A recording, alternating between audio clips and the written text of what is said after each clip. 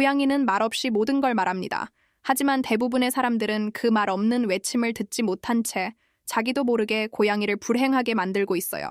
만약 당신이 우리 고양이는 날 좋아하는 걸까? 라는 생각을 단 한 번이라도 해봤다면 이 영상은 반드시 끝까지 보셔야 합니다. 고양이의 마음을 아는 사람은 극히 드뭅니다. 하지만 오늘 그 소수의 사람이 될 수 있는 기회가 당신 앞에 있어요. 우리는 지금부터 고양이가 싫어하는 사람에게만 보이는 행동을 하나하나 파헤쳐 볼 거예요. 단순히 행동을 나열하는 게 아니라 왜 그런 행동을 하는지, 그리고 어떻게 바꿀 수 있는지까지 깊이 알려드립니다. 이건 인터넷 검색으론 절대 찾을 수 없는 지식입니다.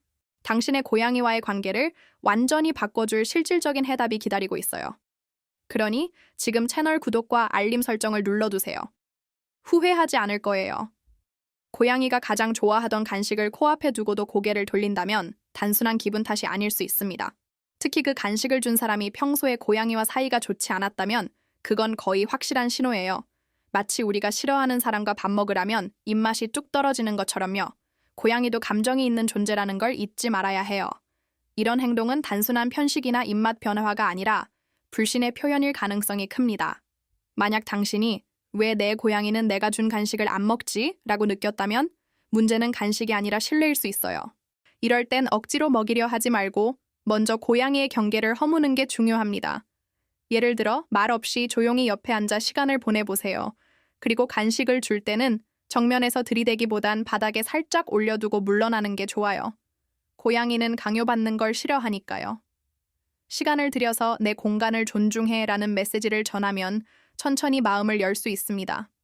이런 소소한 배려가 고양이와의 관계를 바꿀 수 있어요. 흥미로운 건 이런 거절이 이어지다 보면 간식뿐 아니라 터치나 장난감도 거부하게 된다는 점이에요. 그래서 오늘은 왜 안 먹지? 하고 넘어가기보단 그 뒤에 숨은 감정의 실타래를 풀어야 해요. 때로는 그 실마리가 우리가 눈치 못 챈 아주 작은 행동에 숨어 있거든요.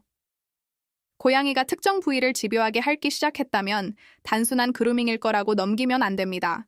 특히 털이 군데군데 빠지기 시작하거나 피부가 드러난다면 그건 거의 SOS 신호에 가까워요. 자극이 아니라 정서적인 불안에서 비롯된 과잉 그루밍일 가능성이 크거든요. 인간으로 치면 손톱을 물어뜯는 습관처럼요. 이런 스트레스 반응은 대체로 고양이가 불편함을 느끼는 대상이 가까이에 있을 때 더 심해집니다. 예를 들어 특정 사람이 다가오면 핥는 행동이 심해진다거나 그 사람이 있을 때만 털이 많이 빠진다면 그건 우연이 아니에요. 고양이는 말 대신 몸으로 감정을 표현하니까요. 이럴 때는 주변 환경을 유심히 살펴보는 게 중요해요. 실제로 보호자 중에는 이상하게 엄마만 오면 털이 더 빠져요 라고 말하는 분도 많아요. 그게 엄마가 싫다는 뜻이 아니라 뭔가 불편하거나 예전에 좋지 않은 기억이 연결된 경우일 수 있죠. 이럴 땐 억지로 가까워지려 하기보단 시간을 주고 간접적인 상호작용부터 시도하는 게 좋아요. 가령 같은 방에 있어도 눈을 마주치지 않도록 배치하는 식으로요. 이처럼 털이 빠진다는 건 외적인 문제가 아니라 내면의 균열을 반영할 수 있어요. 특히 등, 배, 허벅지 같은 특정 부위에 집중적으로 털이 빠질 경우엔 더욱 주의가 필요하죠. 이런 행동을 가볍게 넘기면 상처만 커지기 마련이에요. 그 다음으로 이어지는 변화는 생각보다 더 뚜렷하게 나타나기도 합니다. 많은 사람들이 착각하는 게 있어요. 고양이가 골골거린다? 그럼 행복한 거네. 그런데 사실 그건 절반만 맞는 말이에요. 고양이의 골골 소리는 꼭 기쁨의 표현만은 아닙니다. 때론 아프거나 무섭거나 누군가와의 거리감에서 오는 스트레스를 달래기 위한 자기 위로일 수 있어요. 특히 낯선 사람이나 불편한 존재가 곁에 있을 때 고양이는 예상외로 골골 소리를 낼 수 있어요. 마치 나 아무것도 안 할게 건들지 마라고 말하는 것처럼요. 보호자가 이걸 모르고 어머 얘가 나 좋아하나 봐 하고 손을 뻗는 순간 상황은 완전히 뒤집힐 수 있어요. 결국 고양이는 경고를 보냈지만 우리는 그걸 놓치는 거죠. 이럴 땐 소리 자체보다는 그 상황과 함께 봐야 합니다. 고양이가 숨을 죽이고 몸을 바짝 웅크린 차에 골골대고 있다면 그건 결코 편한 상태가 아니에요. 예를 들어 병원 대기실에서 골골거린다면 100% 스트레스성입니다. 만약 집에서 누군가 옆에 있을 때만 이런 골골이 나온다면 그 사람과의 관계를 다시 생각해봐야 해요.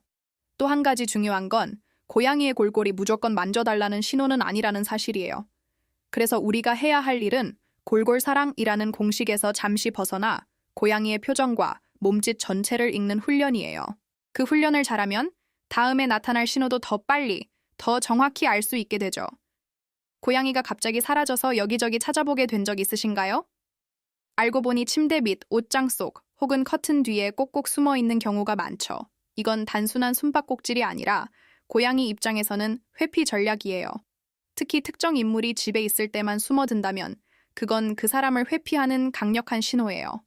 고양이는 자신이 불안하다고 느끼면 본능적으로 안전한 곳을 찾아 숨어버립니다. 이건 야생에서도 익숙한 생존 전략이에요. 낯선 사람이나 트라우마가 연결된 존재가 다가오면 그 자리를 피하는 게 먼저죠. 마치 우리가 누군가를 피하고 싶을 때 휴대폰만 보고 있는 것과 같은 원리예요. 흥미로운 건 어떤 고양이는 집에 사는 가족 중에서도 특정 인물만 피해요. 그 사람이 발소리를 내기만 해도 어디론가 숨어버리는 거죠. 이럴 땐 억지로 불러내려 하지 말고 조용히 기다려주는 게 훨씬 나아요. 그리고 간식이나 장난감을 멀찍이 놔두는 방식으로 간접적인 신뢰 회복을 시도해보세요. 이런 숨기 행동이 반복된다면 고양이 입장에서 그 공간은 지옥처럼 느껴질 수도 있어요. 그래서 우리는 고양이의 은신처를 단순히 아늑한 곳이 아니라 감정의 피난처로 이해할 필요가 있습니다. 그리고 바로 다음에 이어질 행동은 이 숨어있는 시간 동안 고양이가 얼마나 신경을 곤두쓰고 있는지를 말해줄지도 몰라요. 고양이가 방 한구석에서 누군가를 가만히 노려보는 모습 한 번쯤 보신 적 있으시죠? 귀엽다고 생각할 수도 있지만 사실 그건 경계의 표현이에요. 고양이는 불안하거나 믿지 못하는 존재에게서 시선을 떼지 않아요. 마치 혹시라도 이상한 행동을 하면 바로 도망가야지 라는 마음으로 감시하는 거죠. 특히 특정 인물에게만 이런 행동을 보인다면 고양이는 그 사람을 잠재적 위험으로 인식하고 있다는 뜻이에요. 예를 들어 평소엔 느긋한 고양이가 어느 날부터 유독 한 사람을 향해 눈을 떼지 않는다면 이유 없는 행동이 아닌 거예요. 그건 경계심이 고조되어 있다는 명백한 신호입니다. 이런 상황에서는 고양이와 눈을 마주치지 않는 게 먼저예요. 사람 입장에선 날 좀 좋아해줘 라는 마음으로 바라보겠지만 고양이는 그걸 위협으로 받아들일 수 있어요. 대신 시선을 살짝 옆으로 두고 천천히 눈을 깜빡여 보세요. 고양이 세계에선 그게 나는 위협이 아니야 라는 가장 부드러운 인사법이거든요. 고양이의 눈은 마음의 창문입니다. 계속 지켜본다는 건 그만큼 불안을 안고 있다는 이야기예요. 그리고 그 불안은 갑자기 튀어나오는 다른 신호로 연결될 수 있어요. 다음 반응에서는 고양이의 눈동자와 함께 또 다른 단서가 따라올지도 모르죠. 밝은 방인데도 고양이의 눈이 동그래지고 동공이 확 커져 있다면요. 그건 단순히 귀엽다고 넘길 일이 아니에요. 고양이는 무섭거나 위협을 느낄 때 본능적으로 동공이 커집니다. 마치 깜짝 놀란 우리가 눈을 크게 뜨는 것과 비슷한 반응이죠. 특히 고양이가 평소엔 잘 지내던 공간에서 갑자기 동공을 키운다면 그 순간 무언가가 불편하게 만든 거예요. 예를 들어 특정 사람이 방에 들어오자마자 눈이 커졌다면 그건 심리적 긴장을 의미해요. 이 사람 또 왜 왔지? 라는 감정이 눈에 그대로 드러나는 거죠. 고양이는 말 대신 눈으로 대화를 하니까요. 이럴 때는 절대 가까이 다가가거나 갑작스러운 움직임을 하면 안 돼요. 고양이는 이미 전투 혹은 도망 모드에 들어간 상태이기 때문이에요. 조용히 거리를 두고 고양이가 스스로 안정을 찾을 수 있도록 공간을 열어주는 게 가장 현명한 대처예요. 그게 진짜 고양이와 눈맞춤하는 법이죠. 동공은 눈의 중심이지만 그날의 감정 상태도 정확히 말해주는 거울이에요. 그리고 이런 감정은 절대 혼자서 끝나지 않아요. 고양이의 몸은 이어서 점점 더 강한 방식으로 나 지금 정말 불편해 라는 메시지를 보낼 수 있습니다. 그 다음 신호는 더 명확하고 더 움직임이 커질 수도 있어요. 고양이가 꼬리를 팡팡 흔들거나 귀를 뒤로 젖혔다면 지금 나 건들지 마 라는 말과 같다고 생각하시면 돼요. 이건 단순히 기분 나쁜 정도가 아니라 분명한 불만의 표현이에요. 특히 등털을 약간 곤두쓰고 있다면 그건 이제 참을 만큼 참았다는 뜻이기도 하죠. 인간으로 치면 팔짱 끼고 한숨 쉬는 거예요. 이런 신호는 소리 없이 나타나기 때문에 모르면 쉽게 지나쳐요. 그리고 그 다음엔 갑작스러운 공격 행동으로 이어질 수도 있어서 더욱 조심해야 해요. 고양이는 말을 하지 않기 때문에 표정과 몸짓으로 감정을 전하죠. 예를 들어 꼬리가 리듬 없이 빠르게 흔들린다면 이 대화, 여기서 끝내자 라는 뜻입니다. 이럴 때는 먼저 자신이 뭘 했는지 돌아보는 게 좋아요. 혹시 방금 억지로 안으려 하진 않았나요? 갑자기 사진을 찍거나 낯선 소리를 들려준 건 아닌지 생각해 보세요. 짜증은 갑자기 생기지 않아요. 대부분 우리가 모르게 작지만 반복적인 스트레스가 쌓인 결과예요. 고양이의 몸은 거짓말을 하지 않아요. 짜증난 꼬리, 뒷걸음치는 발, 움츠러든 어깨, 모든 게 하나의 언어입니다. 그리고 이런 언어가 무시되면 고양이는 다음 단계로 감정을 표현하려 할 거예요. 그 다음 행동은 더 이상 경고가 아닐 수도 있죠. 고양이가 갑자기 물거나 핥힌 적 있으신가요? 아니, 방금까지 잘 있었는데 왜 갑자기 이래? 라고 당황하셨을 거예요. 하지만 대부분의 경우 그건 갑자기가 아닙니다. 이전에 이미 여러 번 보내졌던 경고 신호가 무시됐을 때 고양이는 마지막 수단으로 공격을 선택하죠.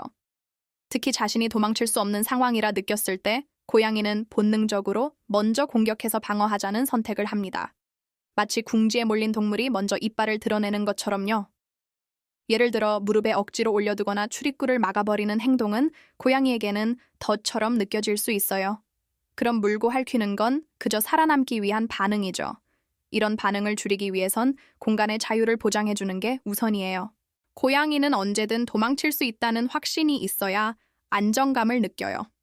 예를 들어 문을 항상 반쯤 열어두거나 높은 가구 위를 오를 수 있는 공간을 마련해주는 것도 하나의 방법이에요. 그 공간이 곧 마음의 숨통이니까요.